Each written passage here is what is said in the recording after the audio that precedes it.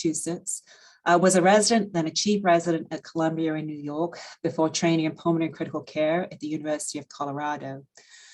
He was recruited here to the University of Vermont and then rose through the ranks to a tenured professor of medicine.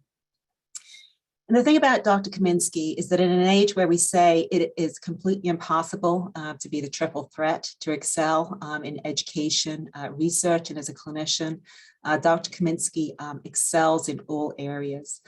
He has won the Distinguished Clinician Award, he has won numerous teaching awards, and he has also won research awards. He is an example to us all. He has published over 100 papers and edited 2 books.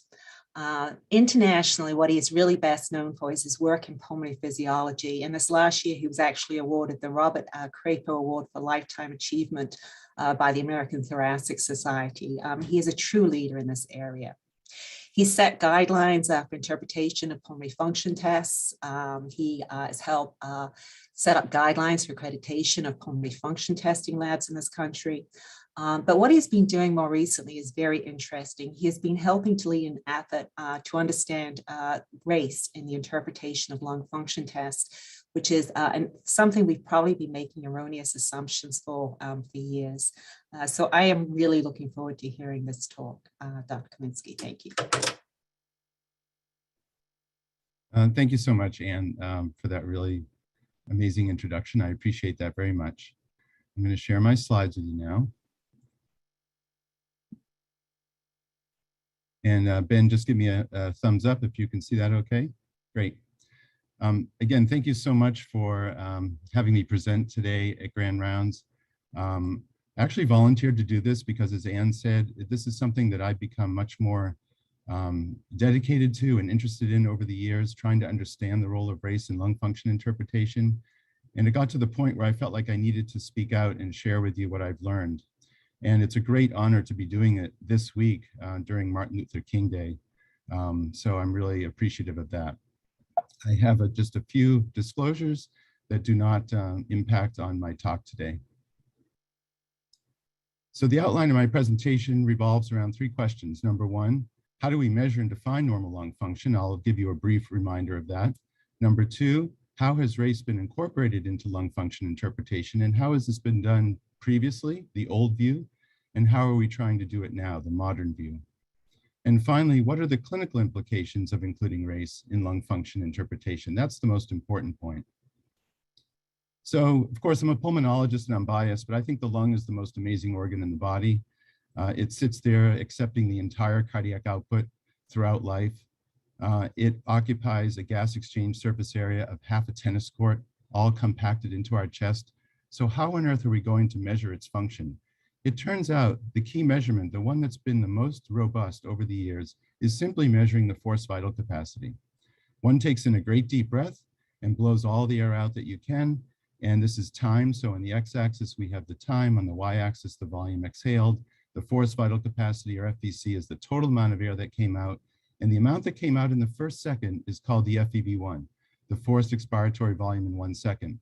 Quite arbitrary, but quite meaningful in terms of clinical outcomes, physiology, and so forth. It's incredible that such a simple number really works that way.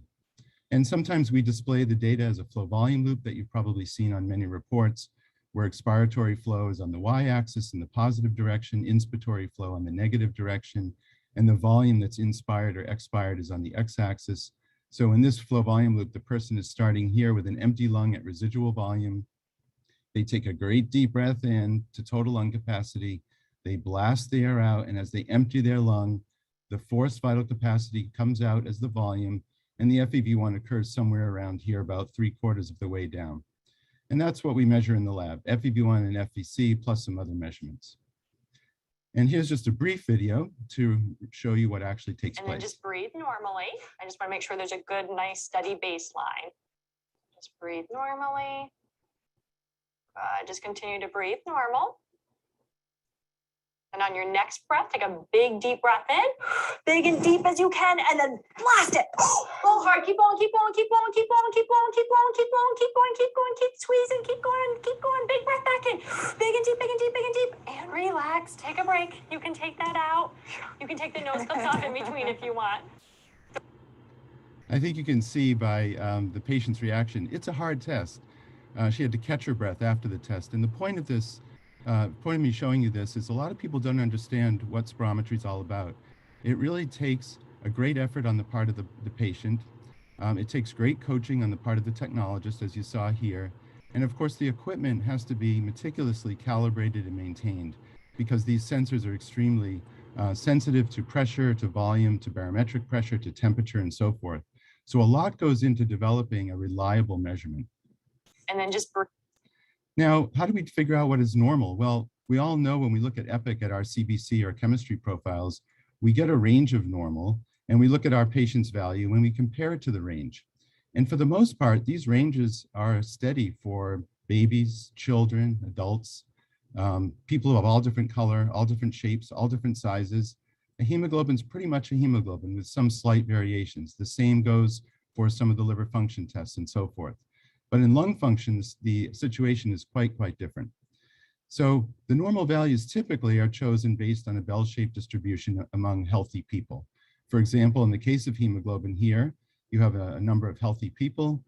Hemoglobin is measured, you get a mean value, you get a typical Gaussian or bell-shaped distribution, and we arbitrarily assign the healthy people to occupy about 98% of the area of this curve, with 95%, with 2.5% at the bottom end and 2.5% at the top end, consider the lower and upper ranges of normal, respectively. And what that means is when we measure a value, if it falls in the green zone, we take it as normal. And if it falls in the red zone, we take it as abnormal. But of course, that means anyone in the red zone or these tails of the distribution are in fact healthy, even though we've arbitrarily labeled them abnormal by this method. So that's something to keep in mind for all of our laboratory values that we measure. Now, what does healthy mean, though? We have to ask a number of important questions.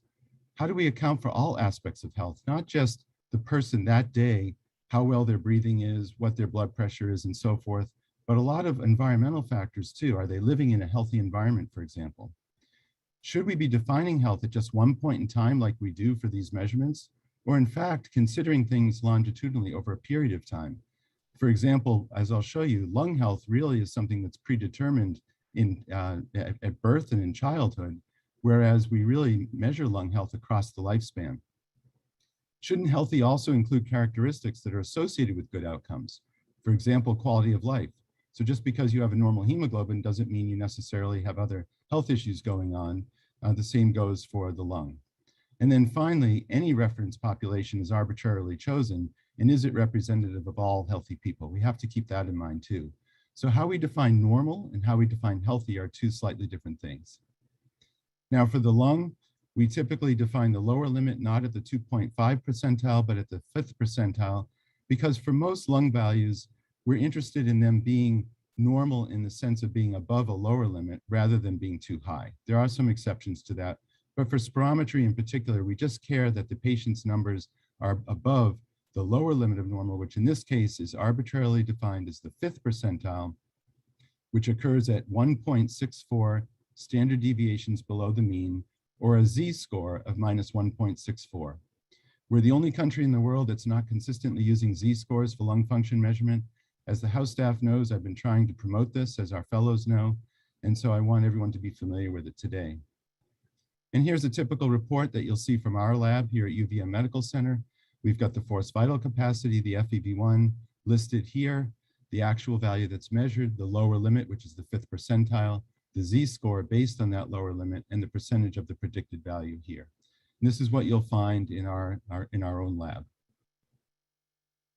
Now, where do these reference values come from? Well, the biggest reference set that's been used for a while, it comes from the National Health and Nutrition Environmental Survey, examination survey that was done between 1988 and 1994, and published by John Hankinson, where he measured lung function in 7,400 healthy people defined as asymptomatic, no history of lung disease, and lifelong non-smokers.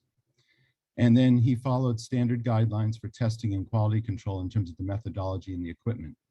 And the patient population looked like this. We had the subjects distributed between age 8 and 80, about half men and half women. and across 3 self-identified racial or ethnic categories, which at the time were called Caucasian, and African American and Mexican American participants. And when these numbers were looked at, here's what we saw. In terms of FEV1 in men on the left and women on the right, against age on the x-axis, you can see that FEV1 rises as people get older, reaching a peak of around 20 to 25, and then it's all downhill from there in both men and women. Kind of a sobering fact, but this speaks to the extreme importance of age being a primary determinant of lung function. Likewise, values were different between men and women, and we know now that a big driver of differences, as I'll show you in a minute, is height. So lung size is varying with age, sex, and height. But he also noticed, and this has been described before, that there were very slight differences between people of different self-identified racial or ethnic backgrounds, with Caucasians having slightly higher values compared to Mexican Americans compared to African Americans. So this is what we'll be talking about today. What do these differences mean? How should we be interpreting them and dealing with them as we move forward? Now, I want to illustrate why these differences become important. This is a patient I saw in clinic many years ago. He was a 22-year-old healthy, non-smoking male college graduate. He was born in India, and he came to the US to pursue his education here at UVM. During a health fair, he was found to have the following spirometry results, and that's why I saw him in clinic, because here are his numbers, FEV1, FVC, and the ratio of the two, the lower limits of normal, the predicted value, and the percent of predicted value. And because he was born in India, he self-identified as Indian, and that was not part of the NHANES 3. So Caucasian values were used to interpret his lung function. And as you can see, his measured values fell below the lower limits of normal. So the question is, what do we do? What do we tell him? Does he have possible restriction because his numbers are low? Or do we just say he falls within that lower 5th percentile, which is still healthy, but in the low range? Well, what we did is we examined his numbers again, this time same numbers, examined against reference values from an Indian population published by Fullenbacher in 2010. And here you can see the lower limits of normal were lower than the Caucasian values, putting him now in the normal range. So what do we do? Is this the more appropriate reference range to use? I think many people would say yes. And if so, can we tell him his lung function is normal? But then again, why though? Why are his values lower compared to those that would be measured in a Caucasian male of the same age and height? So these are the questions we need to ask. And these are the questions that remain to this day relevant because we don't have a perfect way to predict lung function measurement for each and every human being on the planet. Now, since the NHANES 3 was published, another data set has come to light, which is put together by the Global Lung Function Initiative, which is an international collaboration among people around the world, where lung function data from healthy people were collected from many, many different countries using standardized protocols and equipment. And a statistical model was used to allow regression modeling across the age span. And I just want to show you here the numbers. There were 74,000 participants and who self-identified again. Self-identification is either Caucasian, African American, or from Northeast or Southeast Asia, which were defined by specific geographical boundaries that cross through China and define many countries to the north of that line and many countries to the south of that line. And then for those who did not self-identify into any of these groups, there was another group called Other, which was a mathematical average of these groups here. And what were the findings from the GLI reference range? Very, very similar to NHANES 3. FEV1 rises with age till around 20 and then falls with age in healthy people, with slight differences seen between the 4 ethnic categories that were defined here. Once again, age, sex, and height were the primary determinants, but small differences seen between groups. Now, the data from NHANES 3 and GLI are quite clear on the height variable. You can see as people get taller, their FEV1 gets larger.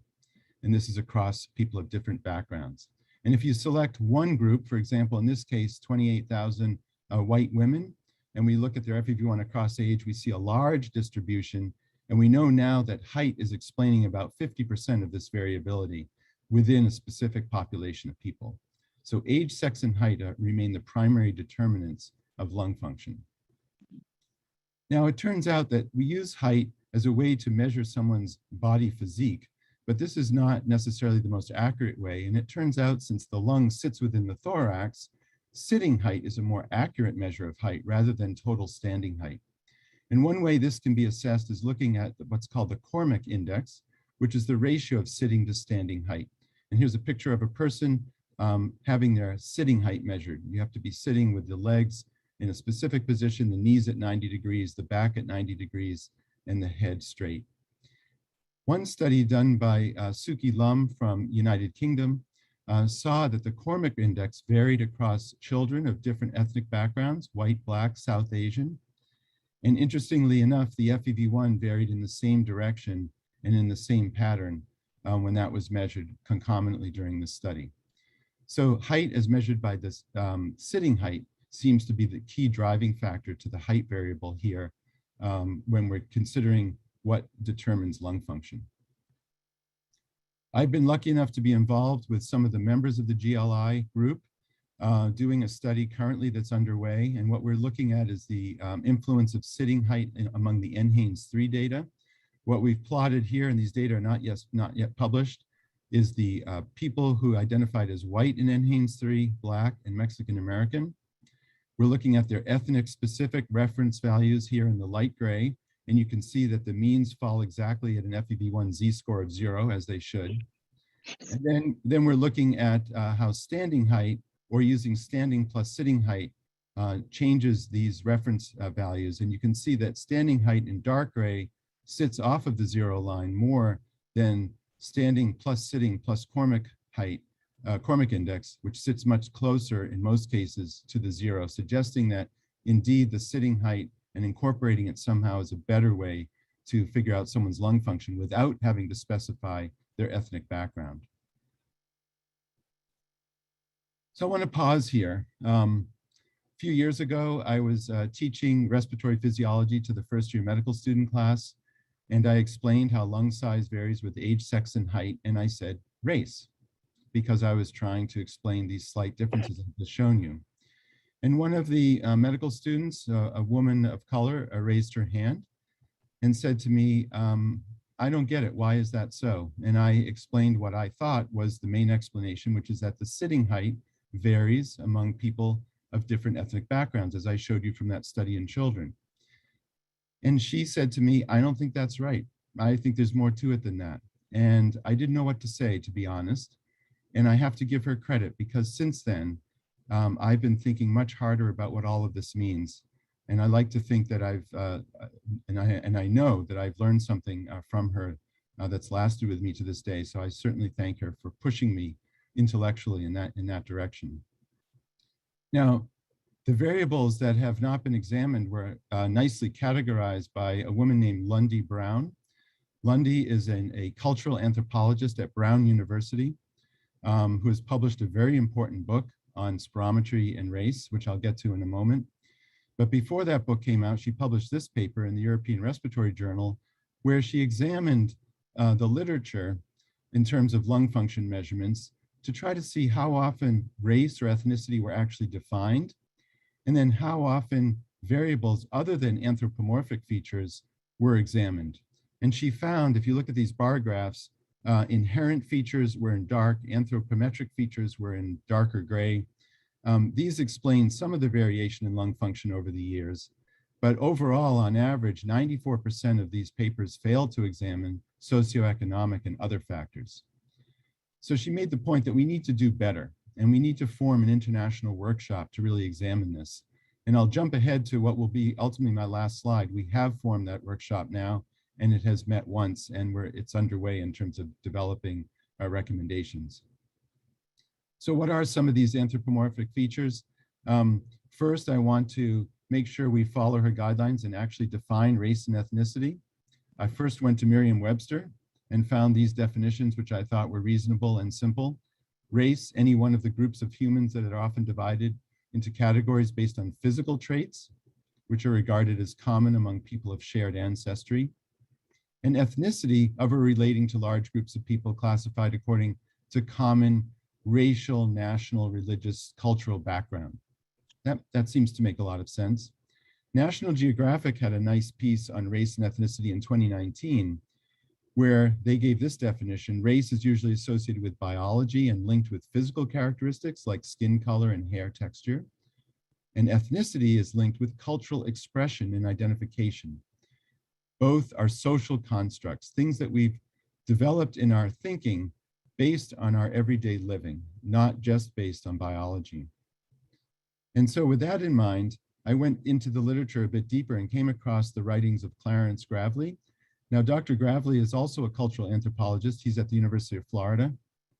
And it turns out he was a speaker here at UVM within the last year, talking about the role of race in medicine. And this paper I found very important because he came up with a couple of ideas which really resonated with me. A couple of quotes from him. He said, regarding this idea of cultural constructs, social scientists often dismiss race as a cultural construct, not a biological reality. But then he went on to ask, if race is not biology, then why are there such clear differences among racially defined groups in a range of biological phenomena? He feels that the challenge is to move beyond saying race is not biology to explain how race becomes biology. And I'll get to what that means in a minute. And he feels that race as a cultural construct needs to be refined in our thinking in two different ways. One, it cannot be a wholesale dismissal of human biological diversity. And two, it needs to be the starting point for empirical research. And the point of that research is to now identify and explain the origins and persistence of racial inequalities that we find in human health. Another paper I came across that was very meaningful was by Jennifer Manley. She's a neuropsychology professor at Columbia University who also was a speaker here at UVM within the last year. And she made the following points: that using separate measures for racial and ethnic groups promotes misunderstanding because it fails to address why these ethnic differences exist between groups. Second, that racial and ethnic classifications are just not biologically meaningful because many of these classifications are really socially defined. And in fact, when we look at the genotype, there's more genetic variation within races than between them. And finally, to keep in mind that race and ethnicity are classifications for proxies of variables of interest. They're actually standing in for something else, these being such features as cultural, socioeconomic, educational, geographical, exposure-related, and nutritional factors that all influence lung health and indeed human health in general. So I want to highlight for you 3 studies in the literature that have been very important that have tried to look at these other factors. One comes from the Johns Hopkins group, where they looked at children in the NHANES 3 survey, and they adjusted the FEV1 for sitting height, for income, for education, for household size, exposures, and diet. And they looked at the differences remaining between white children and African-American children, and there still remained a small difference, about 150 mLs. And when they looked at the percentage of these differences that were explained, they could only find that 60% of differences could be explained by these factors or by the sitting height. Another study by Suki Lum again, out of UK and London, looked at school children also, and again did extensive adjustments for all sorts of anthropometric features, including chest width, as well as socioeconomic status, and continued to find a persistence of difference between African-American and white children.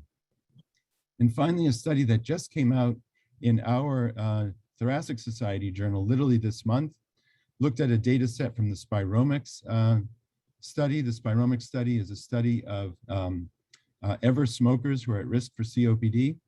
It involves, in this case, 2,600 adults. And they once again did extensive adjustment, including something that hadn't been included before, which is called the Area Deprivation Index. Some of you may be familiar with that. It's a geocoding type of index that's been developed to look at regional distributions in income, education, employment, and housing.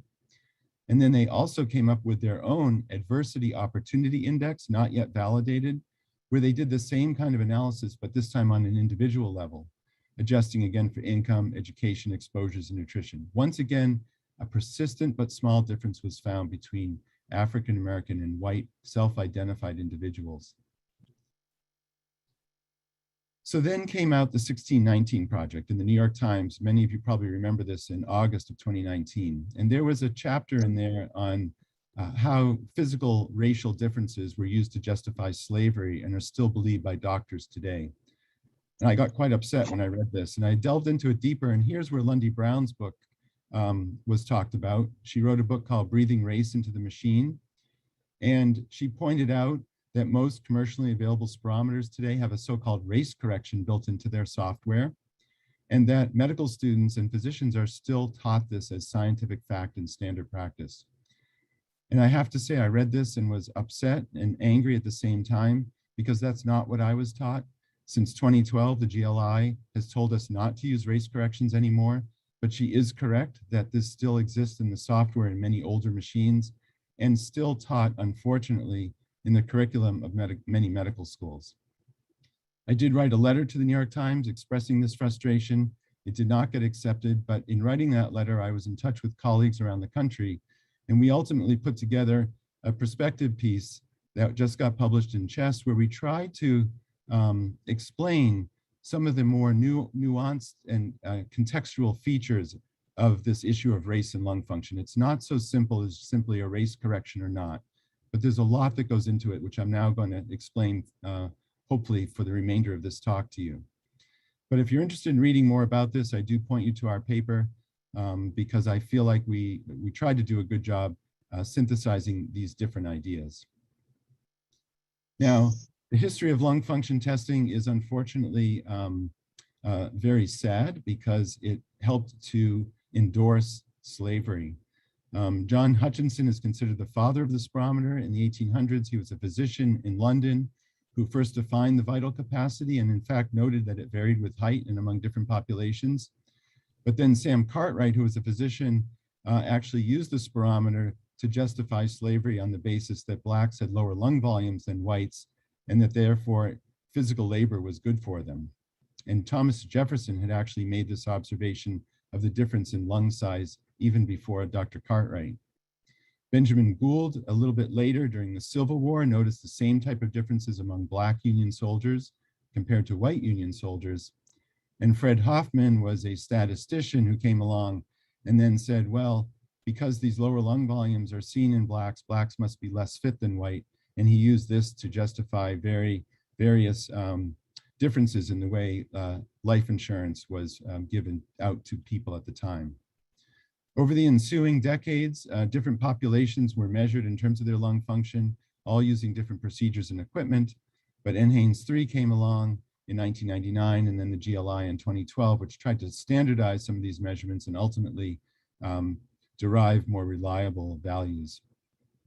But unfortunately, the history of the spirometer is not a great one. What about race correction? It was first used in England as a way to correct Black values based on white standards in coal miners in South Wales in the 1940s. And then it was also adopted by the Occupational Safety Health Administration in the cotton dust standards from 1978. Although there, if you looked at the original paper, it said it was to provide proper interpretation for Blacks without inadvertently fostering discrimination in hiring practices. So I think it was recognized that it could be a detriment to Blacks, and they tried to use this correction, I think with good intent, although as you can see, it was used with malintent previous to that and is still misunderstood today. This is just a picture of an old spirometer where there was a race feature here that you could adjust based on the person's racial background. I remind you that the NHANES 3 did not recommend correction factors except for Asian Americans, because that was the only group that was not specified in their study, and GLI no longer recommended the correction factor. So it's been out of favor since 2012. The idea of using race corrections, as you know, has come to light in many, many papers now. Here are two, one from the New England Journal, one for Lancet, where they point out indeed that using race correction factors in many aspects of medicine can lead to misclassification of disease and different treatment algorithms and so forth. And many examples were given. The AHA heart failure risk score, the NCI breast cancer risk assessment. And of course, many of you are probably familiar with how race correction or adjustment is used to estimate GFR based on serum creatinine. Many hospitals around the country have not included a race correction any longer in their EGFR measurements. I believe we still have that in ours. Now, ancestry is thought to play a role in determining lung function. A study by Kumar in 2010, published in the New England Journal, looked at the CARDIA population. CARDIA is the coronary artery risk development in young adults study. Data were gathered in the 80s and are still being followed today. In this study, there were over 700 participants who self-identified as African American, and using a genomic analysis, their African ancestry was found to correlate inversely with their FEV1. So as you can see down below, in men and women, the more African ancestry there was in the genes, the lower was the FEV1. Now, this doesn't mean that race is all innate and based on genetics. In fact, these authors themselves said that the association between lung function and ancestry may also be the result of factors other than genetic variation. And they cite such examples as premature birth, prenatal nutrition, socioeconomic status, and the environment. So even though ancestry may be playing a role, ancestry, meaning genetic background, is still modifiable. We know this through epigenetics now, and we know that there are many nutritional and environmental influences on our genome. There are some studies to support using ancestry. Studies have been found that African ancestry associates with FEV1 in Brazil. It associates, Native American ancestry associates inversely with lung function among Mexicans, and African ancestry associates with lower FEV1 and a higher odds ratio for asthma among people in Puerto Rico. So there's data there to support ancestry playing a role. But then if you look within ancestral groups, you find wide variation across Africa. So probably there are small genetic differences across Africa itself. Of course there are, but even within, quote, African ancestry, there are differences, and this is true among people who live in India and true among people who live in China. And this once again gets back to the finding that when you carefully analyze the human genome, you find that most human genetic variation is found within populations and not between them. And this publication in Genetics is one of the first to really show that widely using sophisticated genomic analysis. So what are the concerns with using race in lung function? Well, race is a sociopolitical construct and could support structural racism as it did in the past with slavery. Many groups are not included in our major predicted sets, especially people of mixed ancestry, of which more and more are identifying that way these days. If we use race, then we might be masking underlying risk factors, as Dr. Manley pointed out, such as early life nutrition and pollution and poverty. We also may bias inclusion for people in pulmonary rehab, transplant, and clinical trials where they require a certain level of lung function, and Blacks might be excluded because their lower FEV1 could be interpreted as normal. This may lead to delayed diagnosis and treatment. If a person who has low lung function is interpreted as normal, it may be an early sign of restrictive lung disease, but it may be interpreted incorrectly because of that reason. And then finally, I thought this was quite interesting. We're at risk of labeling someone, quote, ethnically normal, but globally abnormal if we use race correction or race-specific reference values, because we could fail to recognize adverse socioeconomic influences that could exist for the entire community. The examples given in India, where nutrition and environment are major factors, people from India have smaller lung volumes. This might reflect the fact that just in general, across the entire population, there are modifiable risk factors that are being accepted in their population, but they really could be changed and could improve their lung function. And we know this can happen because people from India who move to the United States or England and experience better environment and better nutrition indeed have larger lungs than their parents do. Now, race-specific equations on a population level can also cause this problem, which is overestimating mortality. A study by my friend and colleague Meredith McCormick down at Hopkins showed by taking the NHANES 3 population and applying the GLI race-specific equations versus the GLI other equations, the other being considered an agnostic approach without having to specify race, she found that Blacks were seen to have higher mortality or lower survival when they used the race-specific equations than when they used the other equations. And yet we know for a given age, sex, height, and absolute vital capacity that mortality is similar between Black and white individuals. And this type of finding has now been shown as well, previously by Burney and Hooper, and then just this year, another publication in the NHANES3 population by Gaffney and colleagues at Columbia University, that race-specific predicted equations are associated with increased mortality for a given vital capacity compared to non-race specific values. Now, non-race specific in both of these studies was adopting the NHANES white population as the default. And there are problems with that too. Aaron Bao, who published the paper I mentioned before about the many risk factors that go into determining lung function, saw that race-specific predicted values were less associated with important COPD outcomes than using the GLI other category, suggesting that race-specific values are not as good of predictors of important clinical outcomes for this, in this case, COPD outcomes related to exercise capacity, symptoms, and CT findings. And finally, the group from Columbia, a different group from Columbia, looked at this as well and actually saw no advantage to using race-specific equations compared to the GLI other category in the MESA study, which was the multi-center study of atherosclerosis, where they applied these two reference sets to people who self-identified as African-American or white in that population.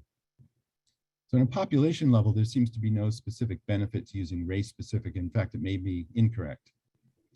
There's a flip side to this story. This is where these nuances come in and why these complexities come in. Published just about a year ago, also in New England Journal, was this very important paper, Race and Genetic Ancestry in Medicine, a Time for Reckoning with Racism. And these authors made the following points: that we should not ignore race and ethnicity in medicine because we're capturing important information such as racism itself, discrimination, socioeconomic status, and environmental exposures. That ancestry is important, but it's capturing genetic and epigenetic variables, while race and ethnicity are reflecting these other non-genetic factors. So in fact, they're complementary, and we should be considering both in our analyses.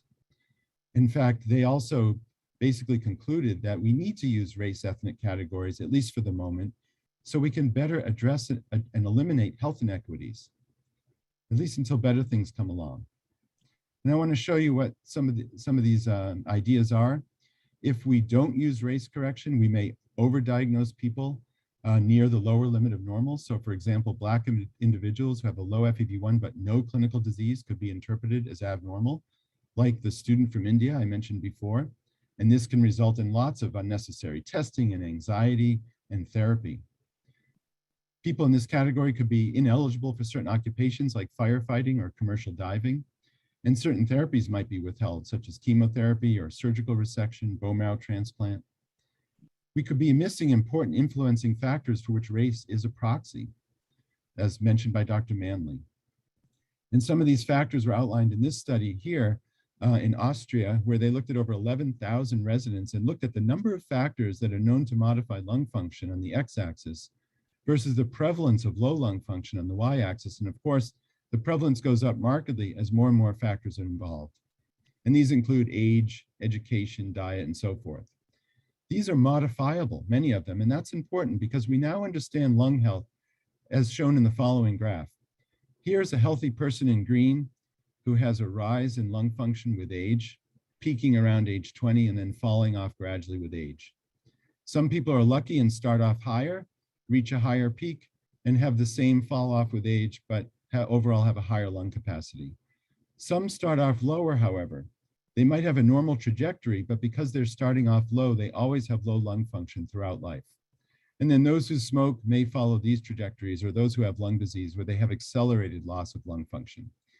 The key is looking early on at modifiable risk factors that we might be able to influence and optimize in children, such as pollution, prenatal health, and so forth, so that we can really help improve people's overall lung function. Again, to help illustrate the consequences of using race-specific equations, consider a 35-year-old man, 172 centimeters tall, with the following lung function: FEV1 3 liters, FVC 3.5, and the ratio of 86%. If we examine him using GLI white equations, we get these values. If we examine him using GLI black equations, we get these values. Well, how does this make a difference? Well, if the question is, does he qualify for disability or workman's comp, meaning he needs to have low lung function, If this is a white male and we use the white equations, he's going to qualify because his Z-scores are very low. But if he's a black male and we use the black equations, he's not going to qualify because he's going to appear to have normal lung function. So this is a case where maybe we shouldn't be using the race-specific equations. The flip side, though, is it depends on the question again. What if he's trying to qualify for chemotherapy or a stem cell transplant in which he needs normal lung function? Well, in this case, the white male going by the GLI white equations is not going to qualify, but the black male will qualify. So a lot of this depends on the question being asked. So to try to get around this, I've mentioned the GLI other before. This is a possible solution. It's using a mathematical average. If I add those values in now, we now see what this person's lung function would look like. And it turns out whether he needs low lung function or high lung function, he may or may not qualify, because now it's going to depend on whether the FEV1 has to be normal or the FVC has to be normal. But what this does is kind of level the playing field. Now it doesn't matter so much whether someone is self-identified as white or black, but maybe the GLI will be a more neutral way to approach answering these questions. Once again, I mentioned this group I'm working with through the GLI. We are modifying the GLI other, calling it the GLI global, by taking the proper weighting of values in the statistical data set.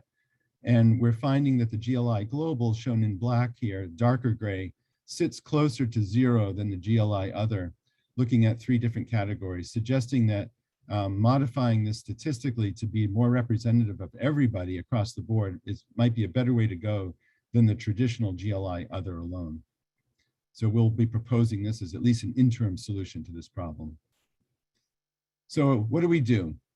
We can't assume white is standard, and we know that correction factors are wrong. So how are we going to interpret lung function in non-white individuals? Well, it seems to make sense that population-specific reference equations would be reasonable, but now we have to ask, are they potentially masking unknown factors that can adversely affect lung health? How do we discover these factors if we don't take into consideration self-identified race and ethnicity?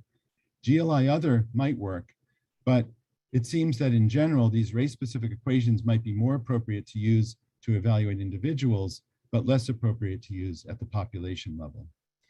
So one solution might be using a multivariable approach where we take into account history, symptoms, a lot of features, and not rely on lung function thresholds alone, and build prediction models using machine learning or AI, and come up with this type of paradigm where lung function is measured, interpreted by age, sex, and height. An interpretation is made, but this is not the final decision maker. Instead, the lung function report goes into an algorithm that's thinking about additional inputs such as exercise capacity, other history, genetics potentially, demographic features like anthropometrics and socioeconomic factors, etc., before a final diagnosis, a final decision is made. We need to move away from hard and fast cutoffs using lung function alone.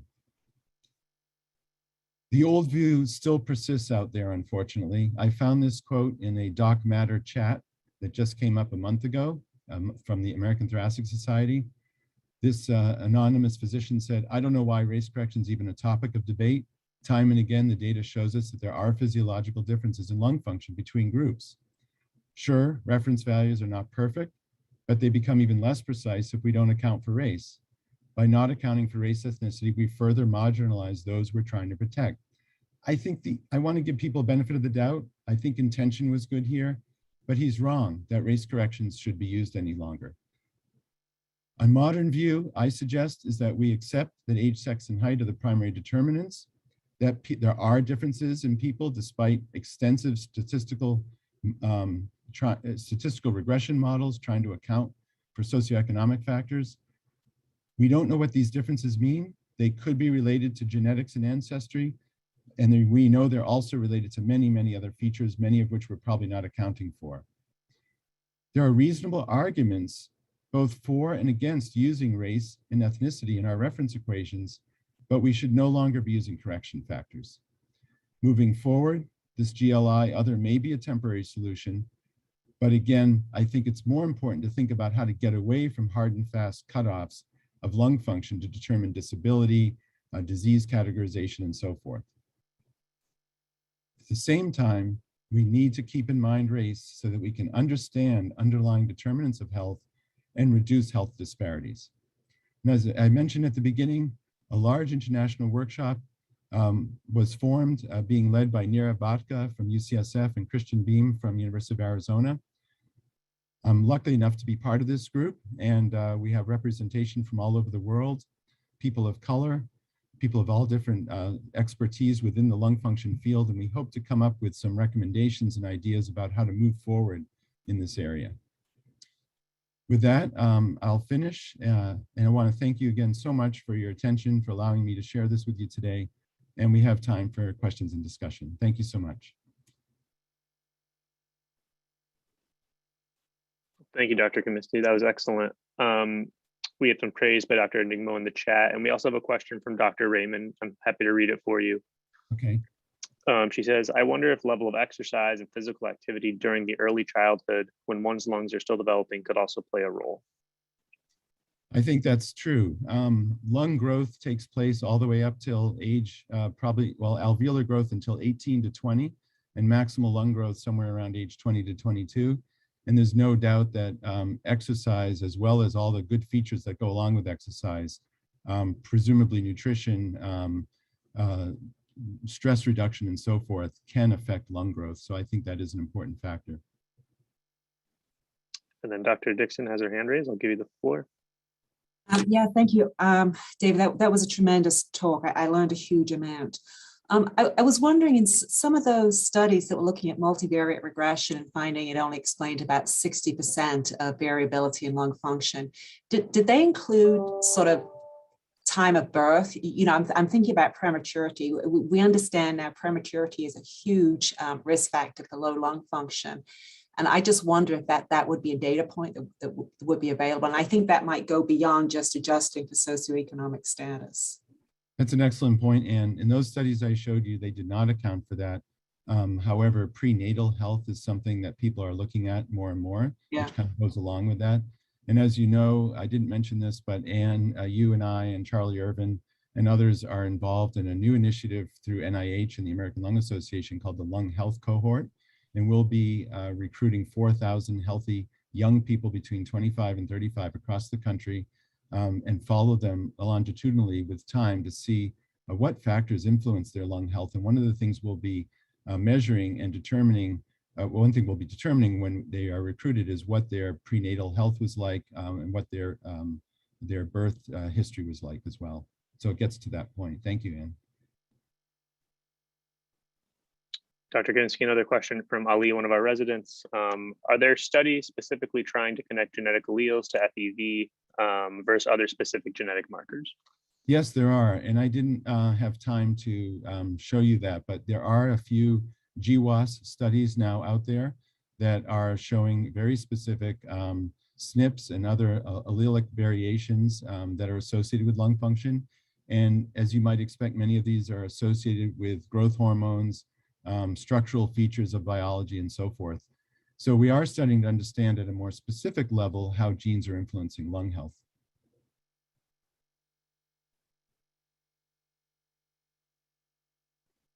Oops, sorry, I lost you for a second. And then Dr. Rosen, did you have a question? I do. David, that was a great talk, very comprehensive. Thank you. I have two questions. First is, should we get away from using spirometry and shift to more functional exercise studies for disability? And second, in your, obviously extensive review of all this data, was there any message about FEV1 to FVC ratio in terms of variability? And is there any news there? Yes. Regarding FEV1 to FVC ratio, it turns out that it's really lung size that seems to vary across populations. And so because FEV1 to FVC are both volumes, the ratio tends to be fairly steady across populations. And I didn't mention that. So that will help in terms of being less, showing less variability in terms of diagnosing obstruction, which is what we rely on the ratio for, a low ratio indicating obstruction.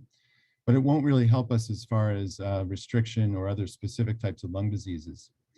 Regarding getting away from FEV1 and looking at exercise capacity, I think that's an excellent idea. I mentioned at the very, very beginning that the lung is a highly functional organ. It's doing gas exchange and ventilation. So it makes sense that something like exercise might be more robust than FEV1, but that's going to be a tough thing to measure across populations in a consistent manner. And yet, FEV1 has performed well with all its shortcomings. It's not necessarily a perfect thing, though, and because of all these caveats regarding racial and ethnic differences, I do think we need to think about exploring other variables that we can measure that don't have as much variability across populations.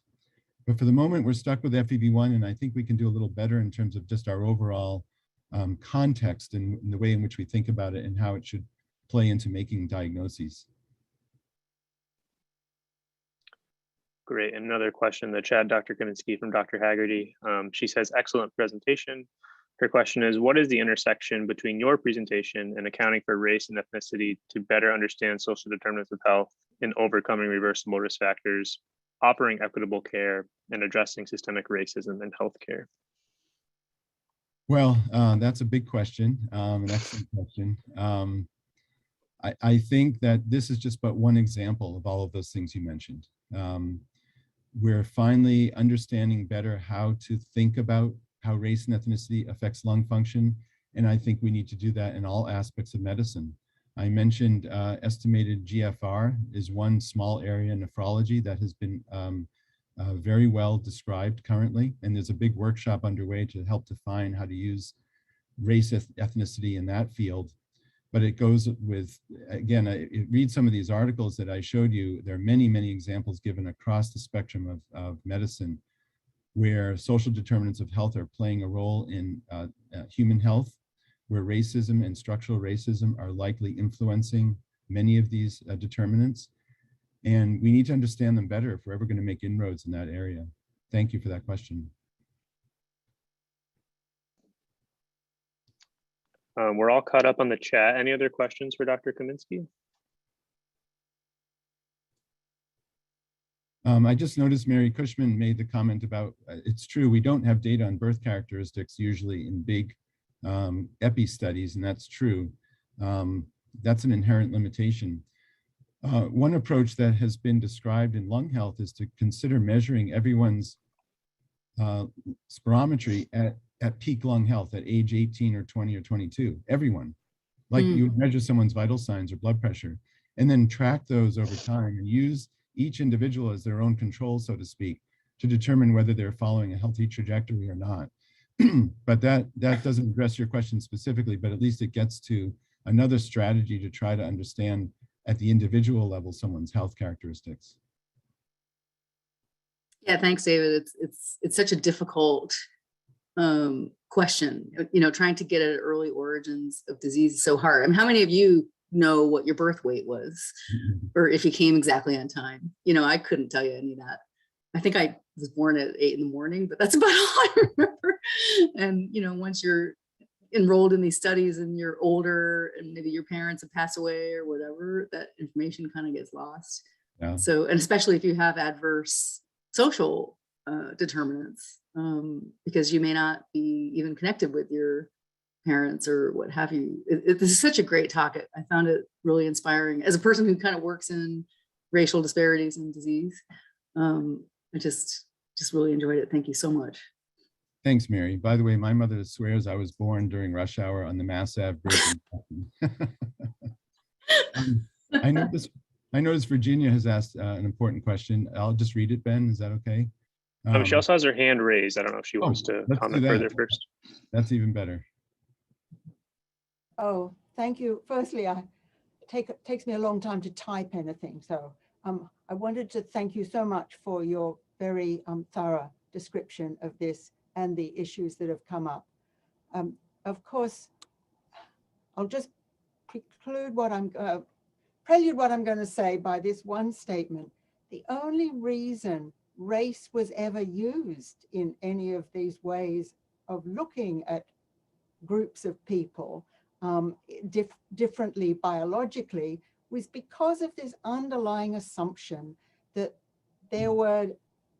people were either inferior or superior, and that the white group or some white group, used to be white men, were superior to everybody else, and therefore we started comparing everybody else with this as a reference group. And that is a basic underlying construct that still seems to be out there in so many things that we do. But my concern is what I tried to write in the chat here, that race cannot be defined biologically. If you try to put a variable in an equation, you have to have inclusion and exclusion criteria. And you can't do that for a biological variable like creatinine or anything else. It's just not possible because race is, as you said, a social construct, and because it's defined by the person, it's self-defined. But race, so it shouldn't be used in these biological equations at all, in my view. And fortunately, it is now being moved out of that. But it can't be ignored because it's such a powerful predictor of how people are seen and how people see themselves, and therefore how all these other things that happen to people in a society influence their health. And as I said, even self-awareness of certain things influences people's health. So because it's such an important factor in our society, we must look at it when we're looking for the influence of sociologically definable variables, and try to work out which ones are important and which ones aren't. So again, you did a great job in trying to dissect all this out.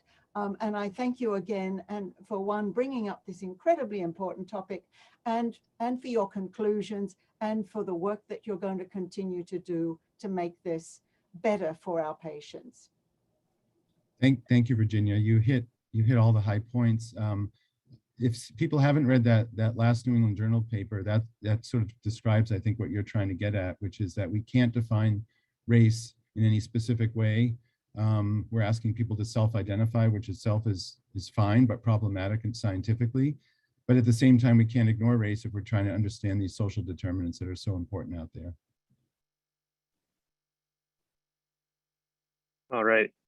We've hit the 9 o'clock hour. So thank you again, Dr. Kaminsky, for such a wonderful talk. We really appreciate it. And we will see everybody back next week.